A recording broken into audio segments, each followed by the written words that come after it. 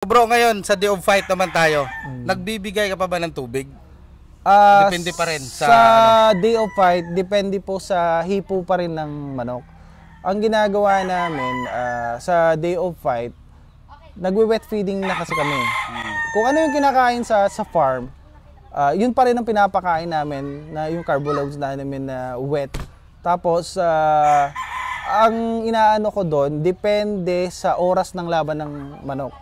Tansyahan pa rin, tansyahan. Oo. Pag ang manok mo, siguradong ang alam mo, manok mo, mapapalaban siya ng 5 and up, pwede mong painumin ng 2 dip. Sa buong, simula umaga hanggang hapon? Oo. O isang beses lang, umaga lang? Hindi, umaga lang. Okay. Tapos, ganito po yung mga classmate para hindi na po tayo malilito, no? Ang pakain po natin, pag nakita na natin yung fight number natin, 6 o'clock, 6:30, ganyan, meron na tayong mga fight number sa derby. Ganito po yan mga classmate, para hindi na kayo malilito at hindi kayo mababad weight. Pag nakita nyo po ang laban nyo na first fight, usually 1 o'clock eh. 1 o'clock, yes. Pag nakita nyo mga classmate ang laban nyo 1 o'clock at nasa 1 to 10 kayo, wala na pong inom yan.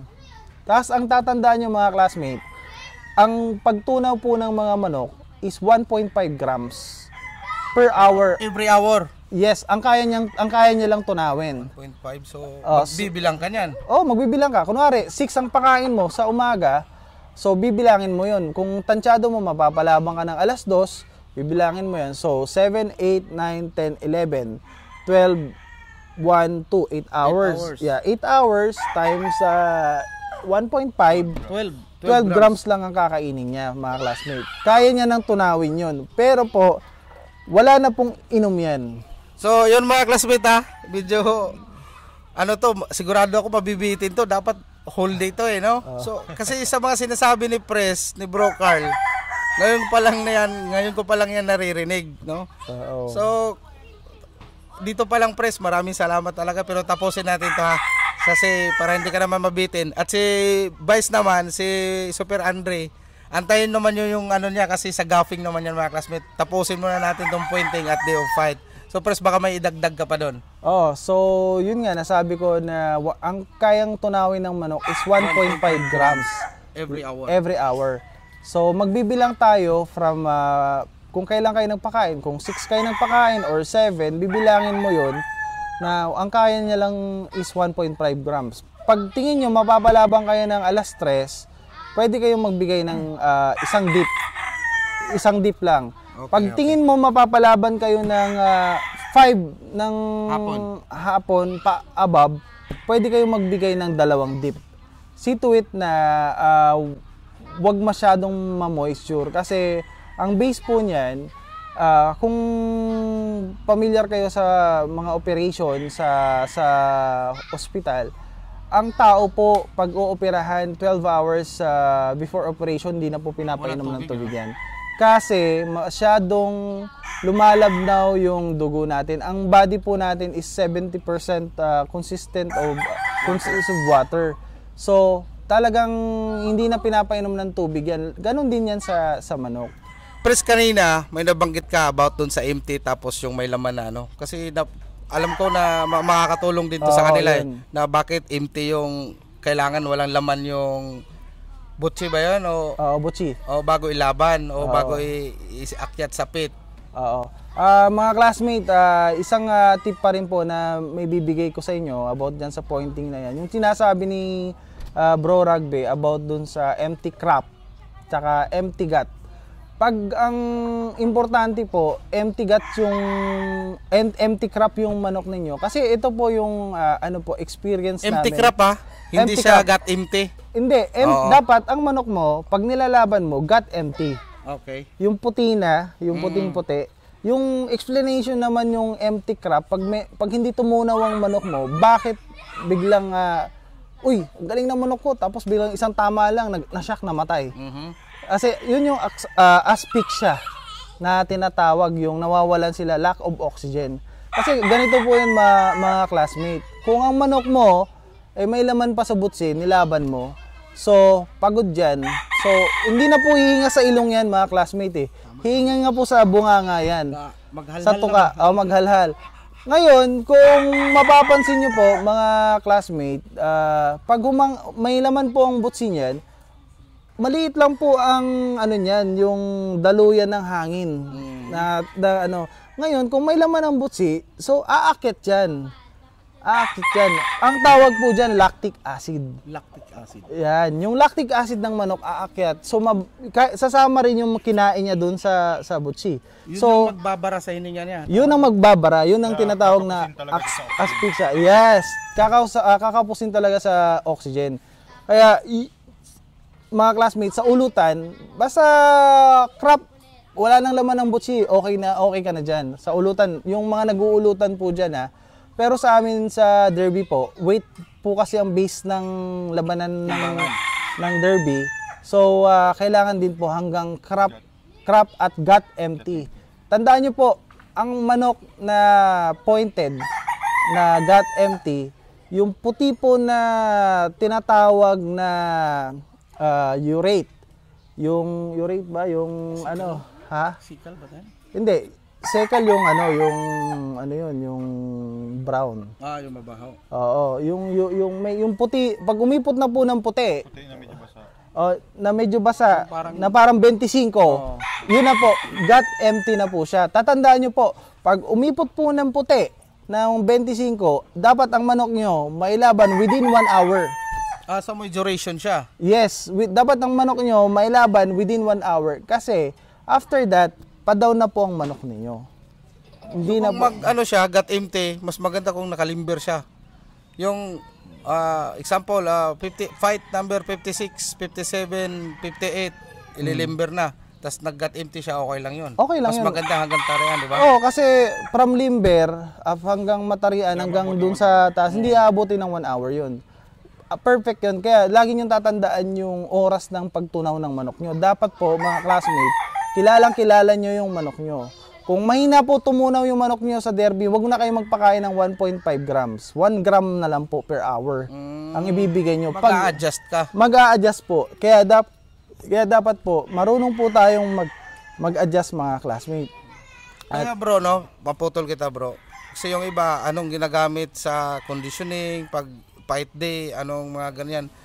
Sa tingin ko naman talaga, hindi mo yan makukuha na kahit ngayon, sinasabi mo sa akin yan. Hindi ko yan basta-basta makukuha kung hindi ko ay actual yan. No? Hindi actually. Hindi siya sa one click na, sinabi na to, okay na to, ganito. Opo. Kailangan mo siyang i-dry run, gawin mo. Gawin mo at experience pa rin ng kailangan nyo rin sumubok sa mga labanan. Kasi sa labanan talaga, through experience, doon nyo, dapat pala ganito ginawa ko, ganito. Kasi ikaw mismo na may-ari, ikaw mismo na naglalaban, dapat marunong ka rin maghanda. Dapat marunong ka rin mag-point. Dapat marunong ka rin mag-gaff. Yung tatlong yan, kailangan pag-aralan mo lahat para kung sakali mawalan ka man ng tao, ikaw ang gagawa. Kaya mo. Kaya mo. You can stand alone. Yes, correct. Kaya mga classmates, lagi niyong tatandaan, pag-aralan po natin na nasa YouTube na po lahat. Tama. Ang lahat ng kaalaman sa pagmamanok. Nasa sa inyo na lang kung paano kayo magre-research, mga classmates. At saka, mga classmates, dapat din po, yung sinabi ko kanina nung umpisa, mahaba yung selection nyo ng manok. Dapat din yung mga inilalaban nyo, hindi na yung pwede na to, pwede na. Kung gusto nyo talaga mag-excel sa larangan ng pagmamanok, kailangan talaga meticuloso kayo sa pagtingin ng mga panlaban. Dapat talagang yung pwedeng-pwede na. Kasi pag yung sabi, pwede na to, papalo naman, hindi yun. Hindi po nakukuha sa ganyan. Kahit tignan nyo po yung mga malalaking farm, walang ganun na lumalaban na Kasi po, pera at karangalan ng sinusugal natin dyan, mga classmates. Kaya, Presno, dyan ko na differentiate yung Kasi ako, laking social media ako. Nabintahan ako, nakilala ako kahit papano, konti, sa social media. Pero along the way, na-realize ko na iba. Kasi kahit wala kang social media, wala ka talaga sa gradas. Pag lumaro ka at nagpanalo yung mo, kahit na hindi ka kilala sa social media, talagang Kasi ito si Pres, hindi siya gaano. Pero sabi namin, kailangan mo rin ng ganyan kasi yan na yung ngayon eh. Yan Trend, yung generation trend. eh. Hindi ka anong expose si Press sa social media. Oh, pero grabe yung Pero buyer naman, niya. Kumbaga, kung behind the scene, halos sold out. Oo, Ubus na naman ako. sold out pa tapos umaayaw na sa buyer, no? Nandiyan na lang yung ibang buyer. Ano kasi iba naging traditional way of pagpo-promote kasi ako sa farm. Inaral ko muna siya lahat. Actually, marami akong parehas tayong mga bro, marami tayong mga sakripisyo, marami tayong mga ups and downs. Actually, constant learning pa rin hanggang ngayon. Marami akong pinupuntahan na farm, nagtatanong ako paano nila napapaganda yung manok nila. Dapat wag tayong maging close-minded, wag tayong maging stagnant sa kaalaman na alam ko na lahat, alam ko na ganito. Hindi po mga classmate, marami po pa tayong dapat malaman. Ngayon, kung umi-score ka ngayon, later on, at mararanasan mo rin yan, ang kulilat. Pero pag yun po ang sinasabi ko, pag mahaba ang selection pool ninyo ng magagandang bloodlines, sobrang malas mo naman na siguro pag hindi ka pa umi-score. Hindi na natin pwedeng sabihin na ito ang dominant na bloodlines eh. Nandiyan na talaga eh. Selection talaga, no? Selection po talaga. Kaya mga classmate, tandaan nyo, yung selection pool, yung mga bloodlines, napaka-importante po niyan. Kaya mapapansin nyo mga classmate, bakit mahal ang materyales sa mga legit na farm? Kasi pinangangalagaan po nila yan. Years of study, years of yung testing, and syempre gumastos din sila dyan ng napakalaki. Pero mga classmate, tatandaan nyo pa rin na dapat magaling kayong mag-selection. Doon pa rin sa selection yan. Hindi porket galing kay ganito, galing kay... Ayaw ko pong magbanggit. Ayaw ko pong magbanggit ng mga sikat na breeder. Hindi po porket galing sa sobrang sikat na breeder, mag-aanak ng quality. Mayroon. Siguro sa 10 anak niya, Meron pa rin. meron na hindi papasa sa taste mo. Yes. Kaya dyan lumalabas ngayon yung tinatawag na proper selection. Oo. Kasi hindi porket galing sa sikat na breeder, mag-aanak ng talagang photocopy nung tatay. Yes. This I would like also to give an example, si Michael Jordan. 'Di ba? Si Michael Jordan, greatest basketball athlete of all time, 'di ba? Ngayon, si Michael Jordan ba nung nagkaroon siya ng anak, yung mga anak niya ba naging greatest of all time din? Or sabihin na lang natin naging star ba sa basketball? Di ba hindi? Pero, tignan mo, pag ang kinuha mo, yung tatay at nanay ni Michael Jordan, sure ball yun, na may lalabas na next Michael Jordan. Ganun po yun mga classmates sa bloodline. Correct. Na hindi porket yung pinakamagaling na sa buong mundo, kinuha mo na depende pa rin po sa bloodline. Meron po tayong tinatawag na prepotent na broodcock. Na tinatawag. Yung prepotent po na broodcock, ito po yung nagbibigay ng kagalingan at magandang itsura sa lahat ng anak niya. Kaya tatandaan nyo mga classmate, pag nakakuha kayo ng prepotent na broodcock, gawin nyo na pong mas mahal sa gold yan, mas mahal sa diamond yan. Yan. May dadagdag ako dyan kasi baka hindi nila gano'ng maunawa. Ang prepotent kasi is isang broodcock na lahat ng anak niya is majority ng katangian ng broodcock na yun, nandun na ipapasa niya lahat. Yun. Kumbaga, majority ba? Yun, majority. Tama yun. Karamihan na karakteristik, katangian, ugali ng pinaka-the-best mo na broodcock na ipapasa niya. So, yun yung maganda na gawing materyales. Yun ang the best na gawing materyales. Actually, sa dami niyang manok mo, meron at merong ganyan. Kailangan mo lang talaga ng masusing pagse-selection at may matindi kang mata sa manok. Kaya napansin ko sa iyo, bro, bilang ang mo doon, lines mo. Sa akin dito naman, bilang lang. Pero may mga off color lang ako kasi nga nung first year ko naman sa breeding, bro, nakikita ko, siyempre ito lang ang lines ko. Pag si kanyer ko, uy, hindi pala pwede na kukuha na naman ako ng lines. Kasi hindi ko pa nakikita, hindi ko pa nakakabisado kung ano, dapat kabisiduhin ko muna ito lahat. Tingin mo siya talaga. Oo, kabisiduhin mo siya para pag nalock mo na yon na ito, dapat dito sa kuan, maintain ko. Ang maibibigay mo sa buyer, wala ka ng kabay. Oo. No? Nasa paghahanda na lang nila kung paano nila pakilosin. Oo. Pero yung bloodline na yan, subok na talaga. Kasi mga classmate, dapat lang talaga konti lang bloodline mo. Pag nakakakita na kayo ng mga winning lines ninyo at nakakuha na kayo ng mga talagang nagpapanalo sa inyo, mag-stick na lang kayo doon. Mag-lock in ka na doon. Doon ka na makikilala eh. Like sa akin, yung mga super kelso ko. Nag-umpisa lang naman yan sa Cardinal Club eh. Hanggang sa doon ako nagpapanalo pag krino-cross ko sila sa mga ganitong linyada. Tapos gumawa na ako ng sariling kelso na tinatawag ko na siyang super kelso na lahat na ng laro, taas, baba, meron na siya. Kasi mga classmate, nung nagkaroon ako ng mga ganong lines, nag-research din ako about that line. Tapos, nag-infuse ako ng linyada na halos parehas ng fighting style, pero may dadagdag lang na ability doon sa aking Cardinal Kelso. So, ang nangyari niyan, nag-infuse ako ng line, mas gumanda yung laro ng Kelso ko. Meron na siyang taas, meron na siyang baba.